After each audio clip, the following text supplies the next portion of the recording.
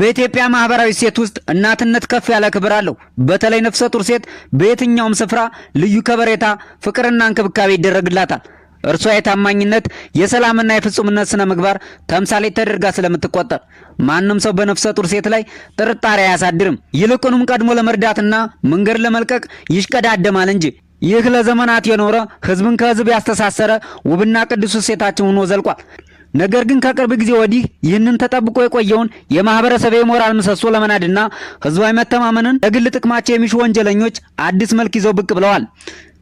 እጅግ አሳዛኝ በሆነ መልኩ ያንን የተቀደሰ የእናትነት ክብር ለወንጀል ተግባር ማሳኪያና መደበቂያ ማድረጋቸው ደግሞ ነገሩን ይበልጥ አስከፊ አድርጎታል። ሰሞኑን በአዲስ አበባ ከተማ በትራንስፖርት የተሰማው አስደንጋጭና አስገራሚ የማጭበርበር ወንጀል ወይም በዳቦ ስሙ ሿሿ ተብሎ በሚጠራው የወንጀል ድርጊት ላይ የተሰማሩ 9 ተጠርጣሪዎች በቁጥጥር ስር መዋላቸው ተሰምቷል። የሚገርመው ነገር ግን በቁጥጥር ስር ከዋሉት 4 ወንዶችና 5 ሴቶች መካከል አንዷ ነፍሰ ጡር መሆኗ ነው። ይህ ድርጊት የማህበራዊ ሴት ውድቀታችን አንዱ ማሳያ ነው። ወንጀለኞች የህዝቡን የውስጥ ስነልቦና ጠንቅቀው ያውቃሉ። አንድ ተጓዥ ታክሲ ውስጥ ሲገባ ነፍሰ ጡር ሴት ከተመለከተ ፍጹም የደህንነት ስሜት ይሰማዋል። ንብረቱም ይሰርቃል ብሎ አይጠረጥርም። አካባቢውንም በስጋት አይመለከተውም። ድርጊቱ የተፈጸመው በአዲስ አበባ ከተማ በቂርቆስ ክፍለ ከተማ በተለምዶ ርቸ ተብሎ በሚጠራው አካባቢ ሰኔ 28 ቀን 2018 ዓ.ም ከጧቱ 1 ሰዓት ከ40 ላይ ነበር።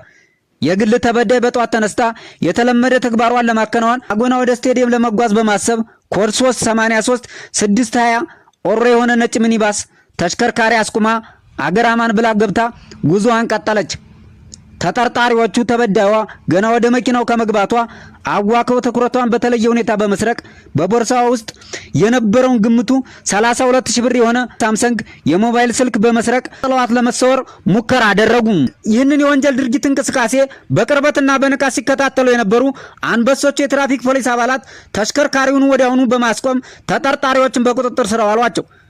የቂርቆስ ክፍለ ከተማ ፖሊስ ዋና መምሪያ እንዳስታወቀው ተጠርጣሪዎቹ ከተያዙ በኋላ በተሽከርካሪ ውስጥ በተደረገ ፍተሻ የቆጡን አውርድ ብላ የብብቷን ጣለች እንደተባለው ተበዳይዋ ከተሰረቀ ስልክ በተጨማሪ 7 የተለያዩ የሞባይል ስልኮች መገኘታቸውን አስታውቋል።